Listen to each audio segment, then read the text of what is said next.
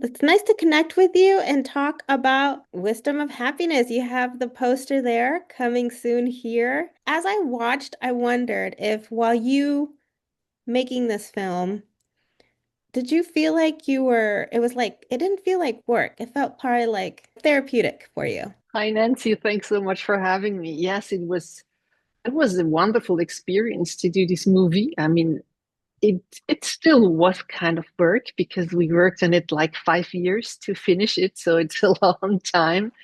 But of course, I mean, on the way, having such wonderful encounters like with the Dalai Lama, having the possibility to do an interview with him, then meeting Richard Gere and having the possibility to work with him. I mean, these were really incredible experiences.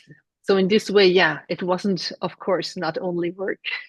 Now, how did this idea come up? There are documentaries of Dalai Lama, but making this one a little different. Yeah, I mean, as you said, there are already a kind of a lot of documentaries about the Dalai Lama, but for us, of course, the goal was to do a documentary with the Dalai Lama.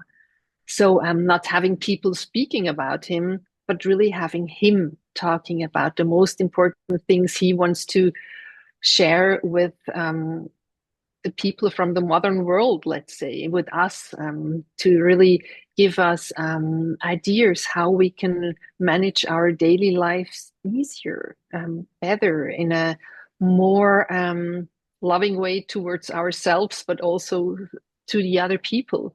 So the idea started with having an interview to Dalai Lama, which was really difficult because his entourage said no, that he's not giving any longer long interviews because he was already then almost 90.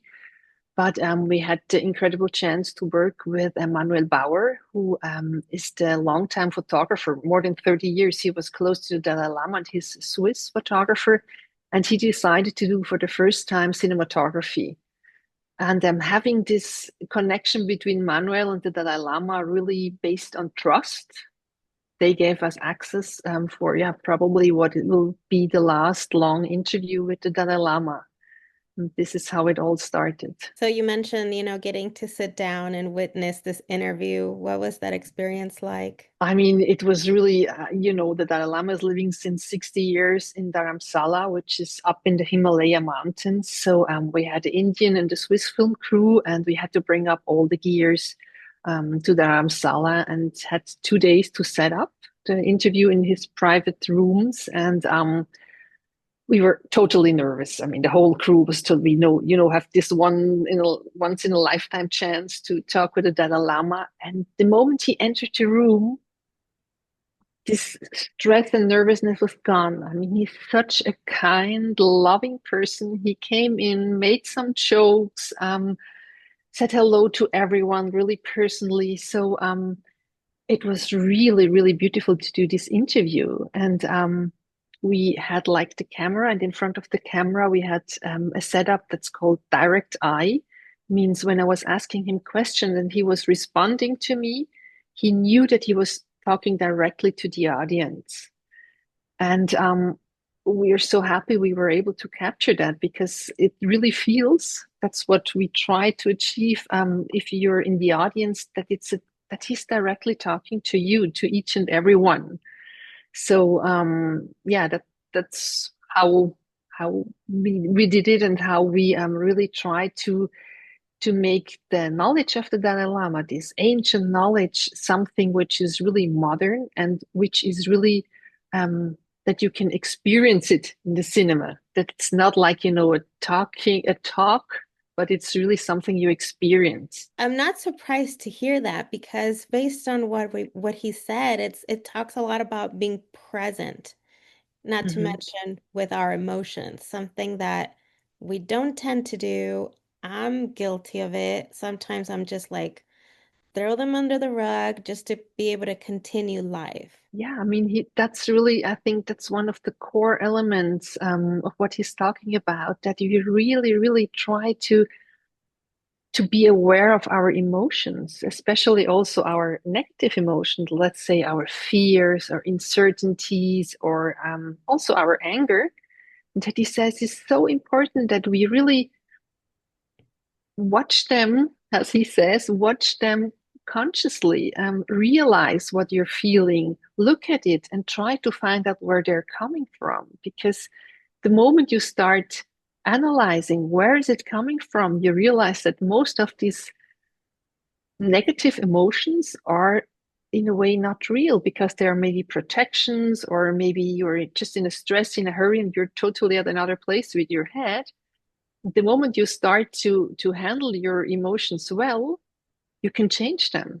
You can feel more lighter, more relaxed. You can be more positive, feel more positive. And I think this is why also we called it wisdom of happiness, how to find this way to find happiness in your daily life. I think this is really what we want that this film um, comes across as, what the audience can learn from or take away from it. You co-directed with Philip. Mhm. How did you guys get to split the tasks? I mean, Philip and I were working already on two other films where he was the producer and I was the director. And with this film, because there was so much to do and we combined so many different materials, Philip wasn't only the producer, but he also co-directed. Means we spent a lot of time together in the editing room discussing scenes. We have a lot of art. We had a lot of archive material that has never been seen before that we wanted to bring into the film. But of course, not that it's another biography about the Dalai Lama, but that you can really experience this material. We had Manuel Bauer, our cinematographer, who traveled the world to find images that suit this experience. So yeah, it was a lot of discussion and trying out and yeah, find the right balance to tell this story. Yeah, I was gonna actually ask you that.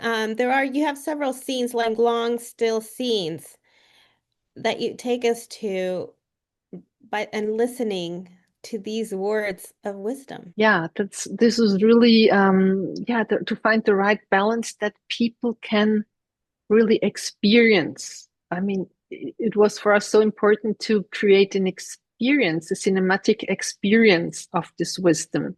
Because so often, I mean, if you're reading a book, often it's in your head, but that you can really, in a cinema, you have the chance to open your heart and your body and feel it all over you, with all your cells.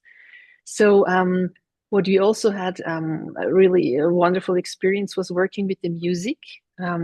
For a longer time, we had music that already existed to work in the film. And then when Richard Gere and Oren Moorman came on board, they told us, please let us have someone really create the music for this film.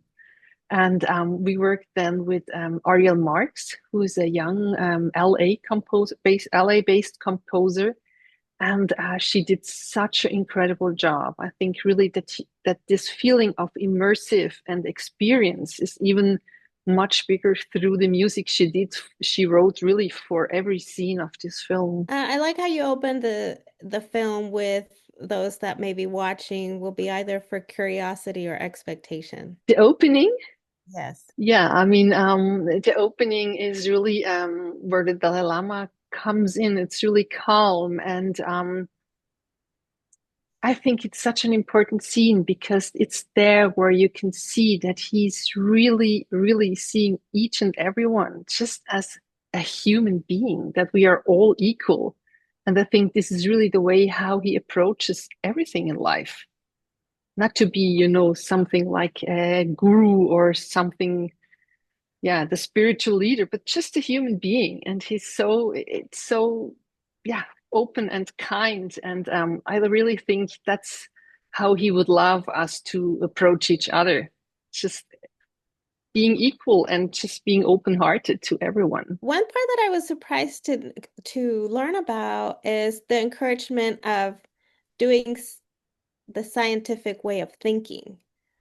I didn't realize how much he's very much into the science part of our brain versus to, just the belief or the mind over matter, but encourages investigation. Yeah, I think this is such a wonderful part of him. I mean, of course, it's just so important to see what we feel, but we have to analyze things with our minds, not just believe in everything that people are saying. He also says, from his belief, you have to question Buddha.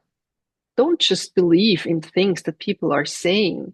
You have to question it and find out if it's true. So, yeah, his interest in science is really, really deep. And I think this is also the way how he wants to encourage us to handle all the things in life with our heart and combine it with our head. Because, of course, as human being, we have this incredible capacity to think and analyze and discuss things and find out new ways. And I think this is really beautiful to remind us that it's important the head and the heart and to really combine both. Also, there's a little bit about the how his mother is a big foundation of his way of thinking. Yeah, that's so beautiful that he calls his mother his first guru of compassion because he says that his mother learned him how to love and how to love unconditionally and how to love not only her own children but also the children from others and being kind to each and everyone.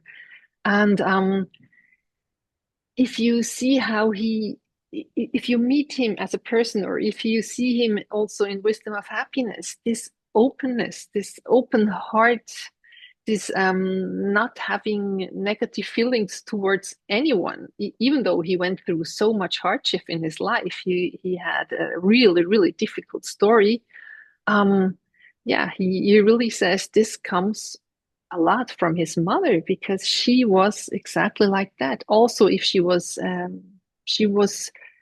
um, uneducated, she was illiterate, but she had this incredible, yeah, love for each and everyone. Yeah, which some people, they can have all these degrees acknowledged, but yet, if you don't have any of those words of wisdom, then Yeah, a bit of a poor person in the soul.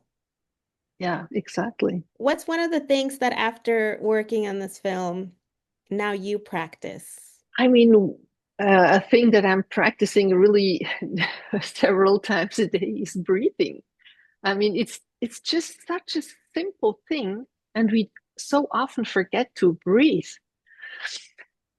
Take a deep breath, and you can relax your body, your mind, your heart, everything. So this is a thing that I'm really practicing. And one thing that is really interesting is, if things are, if you're in a rush or if things are getting difficult, to really realize that so much is a projection. It has not to do with ourselves. I mean, he even says, the Dalai Lama even says, if something negative is happening to you, try to separate the action and the actor.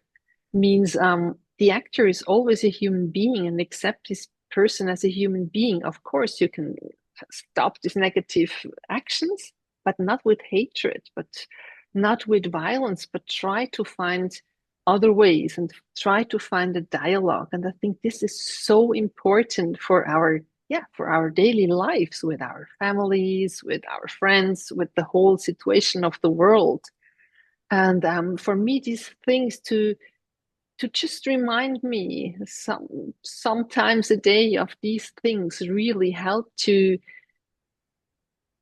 go through life with more this feeling of hope, of calmness, of love, of openness. And I think this is really the goal for us, also for the audience to take with, to have this reset and think, okay, we can handle that and we can find ways to deal also with sometimes this, yeah, really difficult times. I'm joining you on the breathing, something so simple, like you said, that anyone can do.